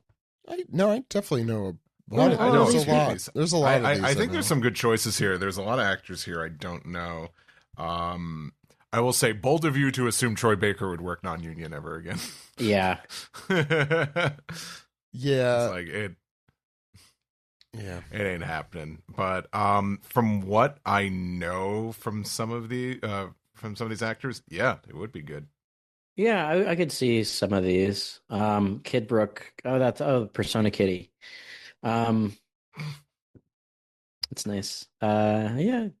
I think the best thing is like check out their posts on Dispiece here for it. Yes. No, agreed. This is not like super conducive, I guess, to a audio podcast, but yeah. If you're on Dispiece, check out their comment. Pretty good. They made graphics and everything, and references to other characters they played. There's effort here. Yeah. No, there's good work. Ice Fisher Tenacity. I'm proud of you. All right. Polo Cram, now a sword, says, ahoy, orchestral piano practitioners. Banger chapter as always. Awesome chapter with a good final page, so full of hype moments and aura. I gasped. And as expected, the Chuds are getting boosted by Omen enough to be a threat to Zoro and Sanji. Absolutely loved the gags with the new giant warrior pirates crashing into Loki again, and with Ragnar. My question this week is, why is Summer's sword named after Marco's dad? Has Oda become a hack, not to be confused with Jinbei's best friend, reusing the same name twice in one arc? Is Emu actually a pineapple, hence the blade's name? Please discuss. Have a great week. always love getting reminded of Marco's dad. Pologram. I feel like it's come up a lot lately too. Came up Was last it in the week's episode. SBS? I have not listened to It was. SBS. It was in did. the SBS. Yeah. And it was confirmed that like that's Marco's dad, and Marco was born on Whitebeard's ship. Like that was I guess like if you want to guarantee like you getting the SBS as you ask, we're like, oh, this gentleman looks a lot like Marco, and like he could like he's perfectly around the age of being Marco's family member of sorts. Is Rox who related is he, to Blackbeard? Odachi? And Odachi's like, sorry, I was looking at pornography. it was a pornography store. I was buying pornography. It's like, why, yes, that is Marco's father. That's Mr. Starch. That is actually sort of how it went too. Look, I wasn't even on, and I could just Yep. do it Yeah. Now you got it. Yep, you sure did. Okay. I mean, yeah, we actually did. We definitely mentioned this in the recap. You made that joke. Yeah, we sure did.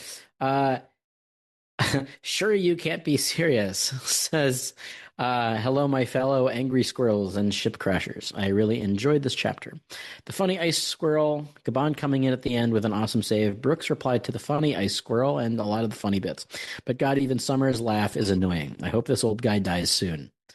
But despite that, things sure are bleak lately. Luffy getting spit roasted by Emu, a ship crashing into Loki, and y'all not holding space for Wanze per my last diss piece. For shame.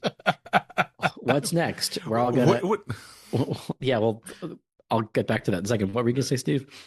What does holding space mean? How do you not know? Oh, I mean, enlighten me. I don't understand. What? You hold space for them. What's not? Yeah, you give them a you give a chance for them to shine. Yeah. Yeah. Oh, I'm saying I didn't realize you guys were part of the Wicked press junket here. I knew that's what you were going for. Yeah. I didn't realize that was happening. Yeah. I didn't realize that was a thing. Yeah. I didn't realize I've seen it that was happen. an actual. I didn't realize that was an actual concept, not something made up on Tumblr. Anyway, back to this diss piece. What's next? We're all gonna hear that Magellan recently started an all lettuce diet and will be stuck on the toilet for a week with explosive diarrhea. Actually, you know what? That would be pretty amusing. Any poo. Emu's super fun game of which sword shall I impale Luffy with this chapter is kind of like that game Pop a Pirate. That's the barrel game, right? Where you have there's a barrel and you stick the plastic swords in there and a pirate will pop out of there. What game do you think Luffy should play with Emu instead, where Luffy has an advantage? Hungry Hungry Hippos would be a good one because no one's beating Luffy in an eating competition. Thanks and have a great week. That's easy. I'm rubber and you are glue. Everything bounces off of me and sticks to you. I am Nika and you are... Oh, wait. I am Nika, human. you are Emu. There it is. I have lots and lots of powers. And there was a lot of talk about poo this week. Could have just Indeed. said it, so do you. Anyway, What's moving next? on. Matt R says, "Yo, OPP, dope chapter this week. Emu seems to truly be a force to be reckoned with. Here's my question for you: could Emu microwave a burrito so hot that even they could not eat it?"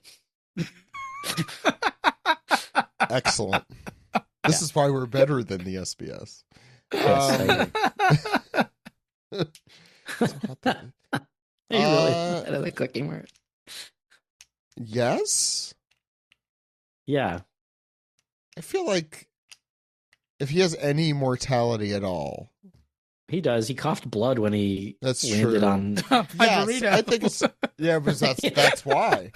It's because he didn't wait the long burrito enough. was too hot. Yeah. Yes. What's next? Straw Hat Pirate 9 is next, who says, "Thank God for Gabon. I did not appreciate seeing Luffy stabbed a second time. A third would have broken my heart." Broken heart emoji. It would have literally broken his heart, though. Yes. Breaking my heart. The lore about the sword around the throne was cool, and I loved Usopp sensing Luffy was in trouble.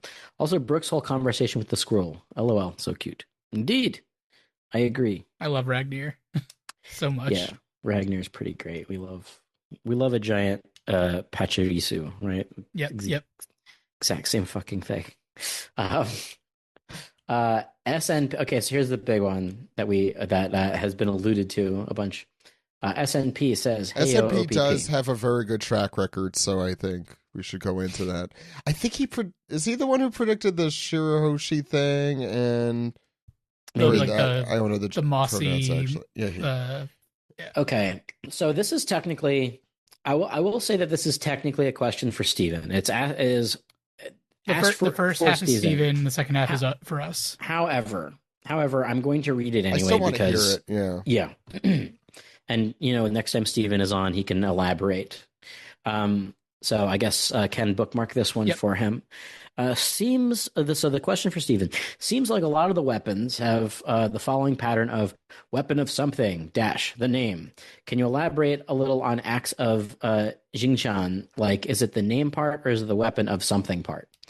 Because Jingchan is clearly the name of a Chinese mythology giant, similar to Gram, Nemesis, Longinus, etc. But it can also mean punishing heaven. So it's kind of similar to Blade of Hatred / Judgment, Spear of Holy Life, etc. Or is it both? Maybe like acts of punishing heaven, Jingchang. Don't need to read this part if you don't want to. It's for reference and discussion. Okay, so... Wait, before we move on, can I just say, have any of you just looked up the Wikipedia for Jingtan, Sean, and seen the 17th century drawing of it? Because, dope. Wow. Something happened in the 1600s in China, because that's what is that monstrosity? Holy shit. Okay. Can you describe someone? Emu. Well, it's literally a headless giant, but the head is actually its body. Yeah. His torso is face. This kind of rules, actually. Yes, his torso. Yeah, it's like an Adult Swim show from the 2000s. It looks like a one-off character from Aqua Teen Hunger Force. Yes. You got it. Isn't this just Crumb from Ah Real Monsters? It is. It's Crumb from Ah Real Monsters. This is amazing. If we don't see Oda redraw this in some capacity, I'm going to be upset. This is just too ripe. That's Emu's true form. God. I just it's the final boss in Ghost and Goblins, right? Like the big torso face. Yeah. All right. Wow, I'm just floored by that image. Yeah, Sorry, everybody listening ahead. should take out their phone and do that because just look search up Jingchan. Yeah. It's cool. It's incredible. Okay. So this is S&P did a really cool thing and listed off the 9 blades that were mentioned and they're sort of what they represent.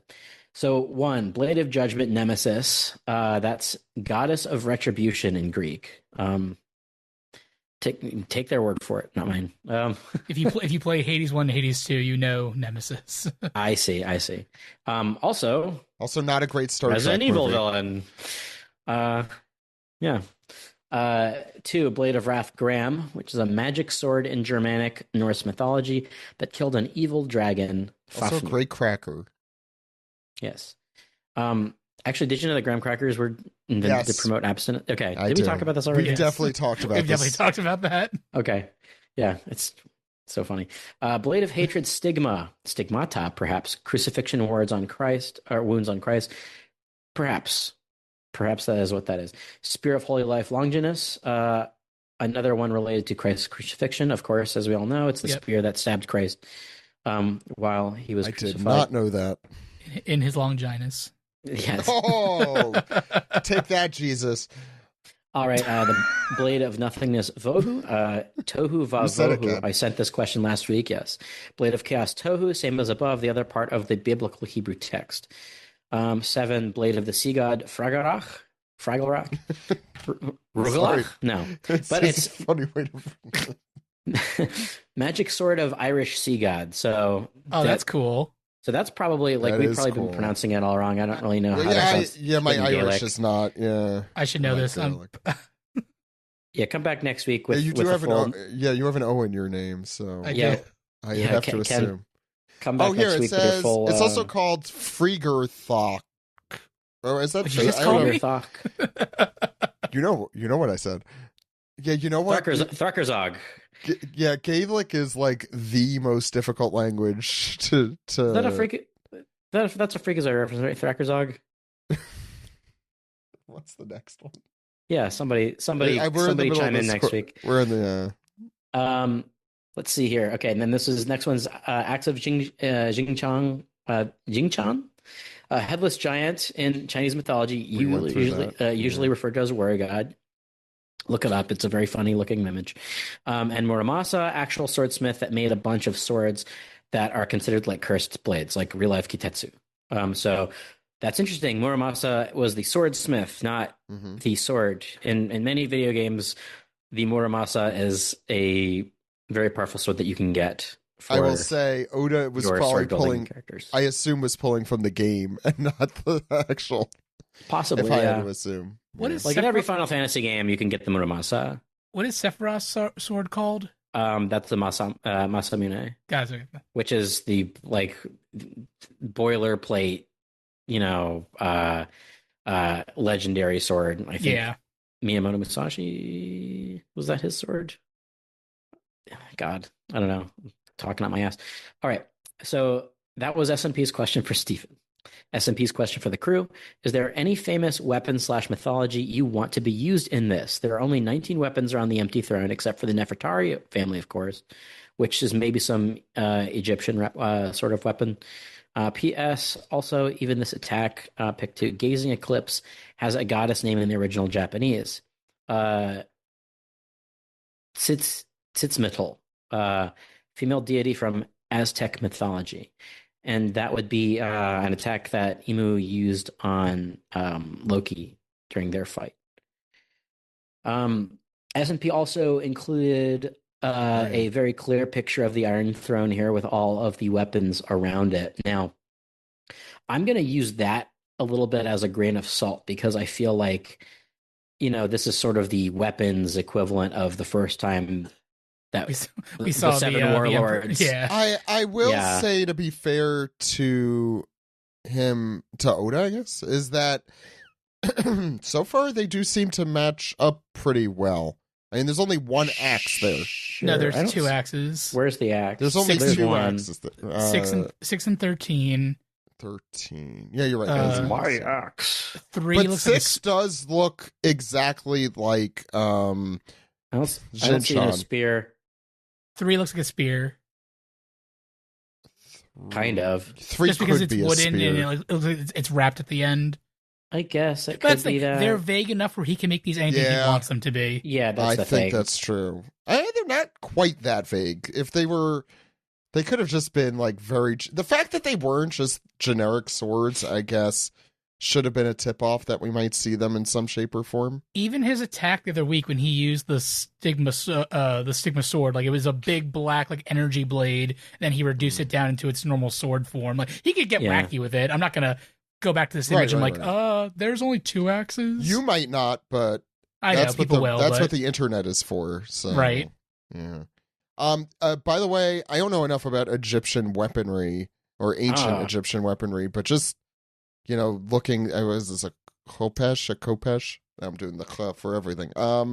they're not sickles. really They do cool. have those. They do have those curved blades. What, like a scythe? Yeah, It it's not looks- quite a scythe, but it looks kind of almost it's like a hooked blade. between Let me the find two of the, those. Yeah, it's a cool looking Sorry, one. I still have the Xinjiang Image. Wikipedia open, and I just saw here. However, Xinjiang persevered, using his nipples as his eyes, using his navel as his No. mouth, and brandishing his shield and axe. Yeah, this is Oh, it does say fucking that. tight. Oh this my is god, This is Frankie's hero. This is great. this is my hero. Wow. Boku no Boku hero. no. Okay. Well, I'm gonna continue. Thank you, SNP, for this Yeah, no, this is a good reference at the very least. That's very cool. Yeah. All right, Sailor Carno says, "Hey OPP, how's it going? Was anyone else shocked by Killingham's coloring in the anime? I thought he was blue. It's however Oda colored him in the volume, so it didn't shock me. Yeah, no, he looked fine to me. I didn't really notice anything off. He's very bright, very colorful. Yeah. I saw like a lot of people were complaining like, "Oh, these colors are terrible. Toei, what are you doing?" I'm like, Copying Also, Oda's design. They Isn't this have the never heard of a Kirin? manga in their life. No. Isn't this just like the Kirin colors usually? yeah, Something like yeah, that? it's just black and gold. Yeah. Yeah. Kirin Ichiban. I think maybe his orange like jacket is throwing them off. Maybe That but jacket isn't the greatest jacket, but also Killingham sucks. So, like, what are you guys even arguing about? Also, the weapon he uses normally, that like weird trident thing that we've talked about, is not Yeah. the same thing. So It is not. No, yeah, I don't know what he did with that one, but he threw it out.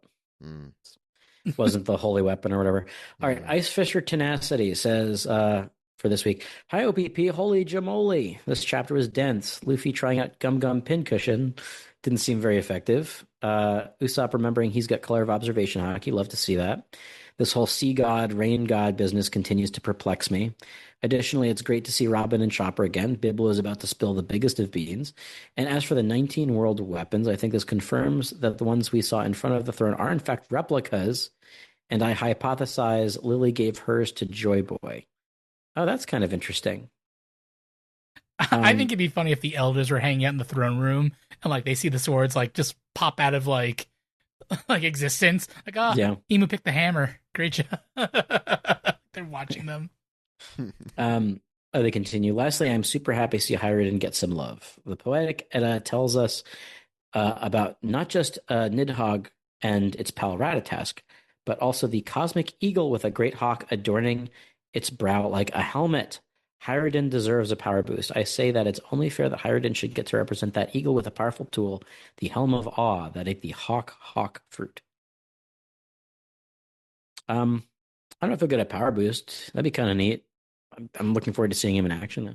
I think, and we talked about it a little bit in this chapter, I do like how Hiruden is I don't want to say the smart one, but he thinks through things, and he's definitely a strategic person Mhm. or giant.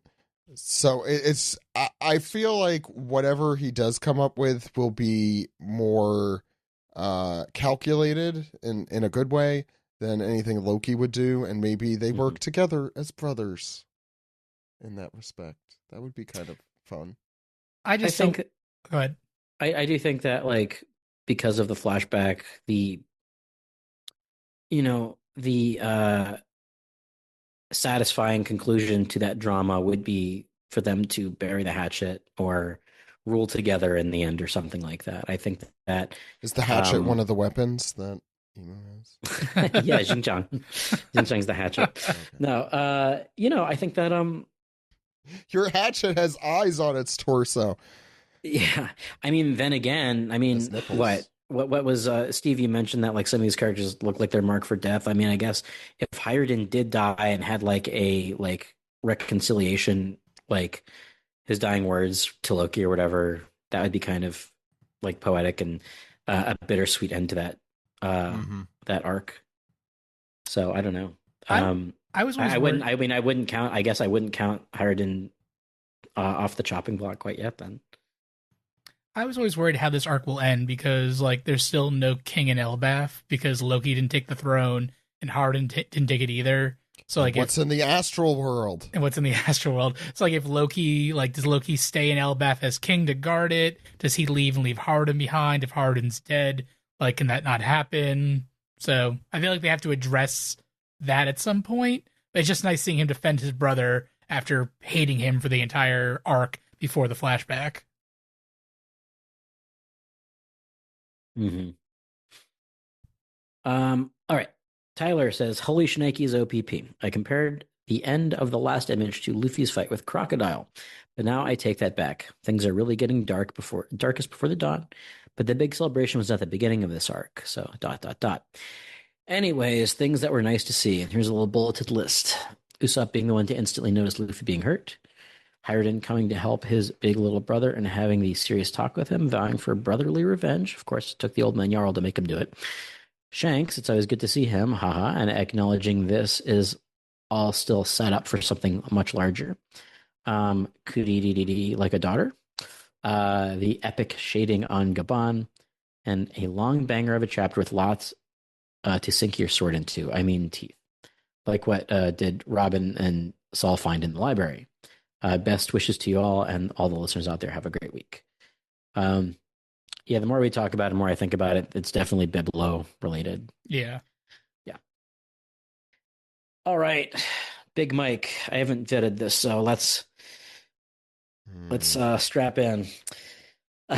Who do you think Emu and the Holy Knights are preparing to go to war for? Is it something symbolic like the war on piracy or some type of ideology? Or is there actually some... So I'm imagining the color-coded system for that. No, I'm imagining like Nancy Reagan. Or... the war on drugs. I was thinking the war on terror. Yeah. I was thinking like parental advisory, but that's not. Yeah, no, that one's that's a good guess too. Yeah. Or is there some other faction out there that they're at war with? Maybe it's the remnants of the ancient kingdom who fled to outer space during the Void Century, and hopefully, if Oda has season 4 of the live action series on his mind, if they're getting ready for pre-production, maybe Eneru will be the one to bring them to the world. I wish I could get scolded by Nami like the monkeys on the cover page. There it is. There's the classic sounded like Big Mike moment. Well, I hate to say this, Big Mike, but you can't. She is a fictional character. Fictional characters. Last piece for this one is Sheepman. Or is it Sheepman? I remember last time we made that joke. They said that, yeah. Sheepman. Howdy, OPP. From page 7 of the chapter, Emu asks, how many will it take to end thee? Since there's 19 weapons, I now have the image of Luffy having 19 different weapons stabbed into him if Gabon didn't make the save. Additionally, if Luffy were to survive all the Imperials, would Emu just start throwing hands? Gear 5 after Luffy would be unbeatable. I honestly think we were about to just... He has an axe, therefore he can't get stabbed with it, really. I think that was meant to be the killing blow. Right? I mean... This whole... I forgot to mention this. This whole scene really reminded me of Sabaody, or Shabandi. Oh, with Rayleigh coming in and saving Zoro, yeah. Yeah, like, it does feel like that, sort of that level of desperateness of, like, having just, like, overpowered... I don't know, it's definitely not the same level, but, you know, there's a desperateness to the situation, and the fact that Gabon is coming in does not make me feel like anyone is going to be really in great shape at the end of this. It feels like Emu's getting caught up in his villain monologuing a little bit too much. Yeah. Like, he's like, oh, I know your brothers, and like, oh, look at these weapons. And like, he could easily killing blow Luffy with that second sword, but he didn't. It's just more torture. We've said this for years, Ken, that bad guys don't know when to shut the hell up. They don't. I feel like he's working through his Joy Boy issues by slowly torturing Luffy, but like, I think the axe would have been the killing blow, because at that point, what do you do there? But he could have killed Luffy much sooner, I feel like. Why didn't he start with the axe? Exactly. Why? I do think it's funny that he is like a classic monologuing villain, though, because I feel like even Crocodile was just basically like, stab, okay, bye, you're gonna die now, and then just leaves. But yeah, I think Emu can help himself. That's it for this piece this week. I think we're probably... well, let me see what else, if we have anything else. I was expecting this to like go on forever and ever. No, we actually got through this pretty quick. Yeah, no, all things considered. I think that's it. Why don't we round off the show? Why don't we?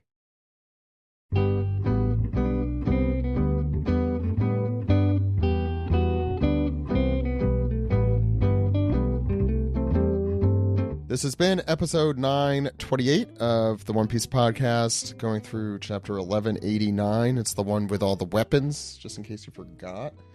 And very likely another amazing / ridiculous image from Kirby.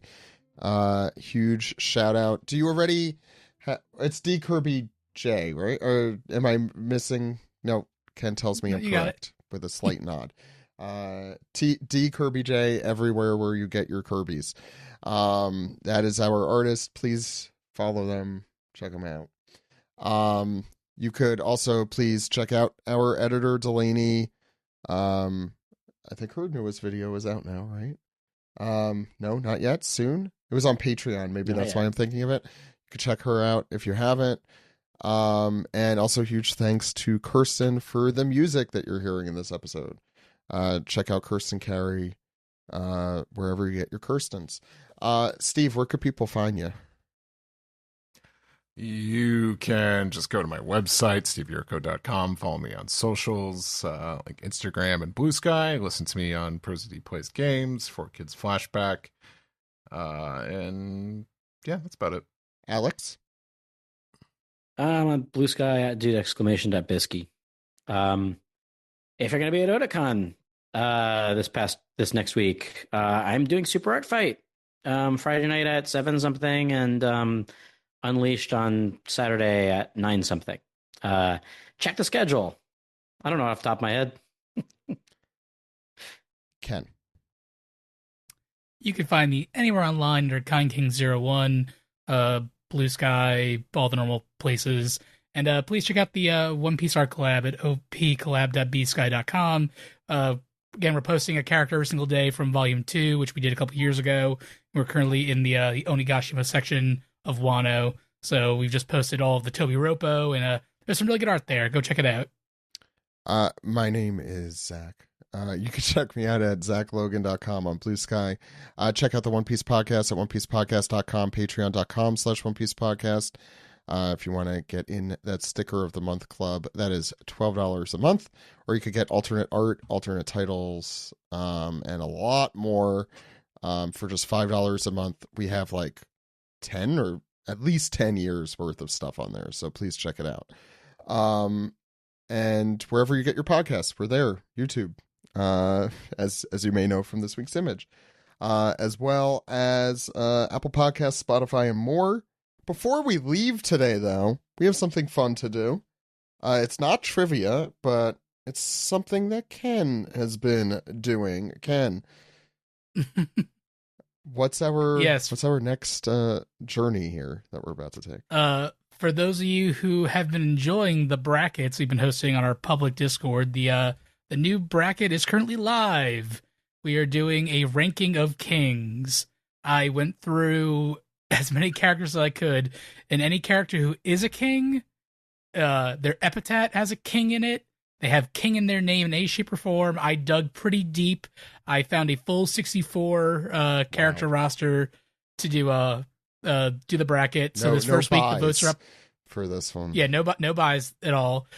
So the first round of voting is up. If you want to join, please join our public Discord server. Go to the Brackets of Consequence section. There's 2 channels. One with the current polls you can vote in, and then our bracket discussion channel where everyone is talking about all of these random characters. Someone said that there's more Glupshidos in this the ranking of Kings bracket than there was in the Glupshido bracket. Yeah, but yeah, there's a lot in here. Actually, I reached really far. Can we go through these quick and explain who some of these people are to me? Like, I can't believe that I don't know who some of This will take far too long to go through all of these. Can I ask you who? I'll just ask you the ones I don't know. Who are Nashi and who is Ramen? And why should I know them? Okay, so here's a lot of the ones that are just food names are from the Reverie. They were shown like once, like, oh, here's King Taco, here's King Ramen. Like a lot of like are just food kings. The food kings. Some of these here like are like new. Like, who's the great king of Angomoy? That is a character for. I think it's a character from SBS Volume 7 that Oda mentioned. I think it's an SBS only Steve, king. Did you know this? Only I king just know it's pronounced it. I just know it's pronounced Anglemois. Angle me. We got some things in here like we have Montblanc Nolan because he was labeled as the King of Liars. King Cannon from movie 2. Their characters. Mabambi. Yeah, I do not know there's- some of these people. And Kieran Lyon, also from movie 3. Yep. That's fun. there are characters here that have King in their name, but that's the only, like High King Bear, That one Buck is- King Ham Stussy. There we have Soul King Brook, of course. I want a samosa. Kaido, who's king Sorry, of the man. beasts. Yeah. So I went through and pulled out all the notable ones that I Who dug the for hell like. is Jeep? Just like don't car know brand? You don't know King Jeep? Let me pull that one up. I forget How which one about that I is. really don't. And there's a King Bulls in addition to. No, the King Bowl is the from Water 7. Oh, you're okay. It was capitalized, so I was confused. Jeep is one of the random kings that tried to betroth their son to Shirahoshi during the revelry. Its name is just there's like Jeep? 3. Yeah, King Jeep. I'm just his imagining an Japanese- actual Jeep with a little In Japanese, crown. it was Jeepu, but it was translated to Jeep for the official release. That's like great. again, like those 3 kings are in there for one scene, showing off their sons to Shirahoshi, Wait, and she's Top like, "No, thank you." Top Musica is a king? Yes, his epitaph was. Oh, it was an epithet. Oh, you know what, Ken? You missed one. A what'd I really miss? important one. I mean, I'm sure. You missed Chopper. Because Chopper becomes king of the animals in the 3rd movie. Oh, To be fair, that would have would been be- a good one. In between Kieran Lyon and Mabambi, there's Chopper. Yeah, I didn't think of that. All right, so I missed that one. But Top Musica was the Demon King of Songs, out as it was his title. And who is so this that one got in character? there. King? I don't know who that is. You're talking about like No, Albert King? Yeah, I was Okay, yeah. Okay. Yeah, no, so we have a ton of randoms here. I don't know who a complete lot of ran- these people are, which is pretty amazing after having done this Yeah. for so long. I was telling people in the Discord, like, you can either vote based off the name and like because one person's like, I'm voting for all the food ones no matter what. I'm like, okay, that's fine. But like some of these, if you look into them, like, oh yeah, that guy. There's a lot of like fun ones to look at here and find. There's so the Hitler one. That's Chap. Don't vote for that. one. that's Chap. No, please don't vote for Chap. We have one round here. Kuma and Emu are going off round 1 against each other. Wow. I thought that was funny. I think that Sniper King and Roger are round 1 pairing That too. is a rough round 1. Again, these are completely funny. random. I put them all in. It's Just hit funny, random like 5 or 6 most times. of these are just nobodies against nobodies, and then you have like, yeah, okay, fun. I am very much enjoying these polls and the tournaments. If you want to take part in it, listener, just join us on Discord. The link is at the top of the OnePiecePodcast.com website. Join us there. It's available for everyone. But if you want the disc piece stuff, that's $5. That'll cost you. But Yeah, the brackets are free, but they're brackets are fun free. and they're random. So if you guys like them, please keep interacting with them. I'm But glad if you you guys are want to enjoying like them. talk behind people's back about people's decisions, then you need to join the Grand Fleet. For Yeah, $5 take all your hot takes to our Grand Fleet channel. Yeah, throw the hot takes there. So it's not just Ken asking how everyone's Friday is. God, shut up! All right. But next Friday or this Friday? It's Sunday. What are you talking about? Anyway, fuck ice, everyone. We'll see you next week. My name is Zach. My name is Steve. And my name is Alex. Goodbye, everyone.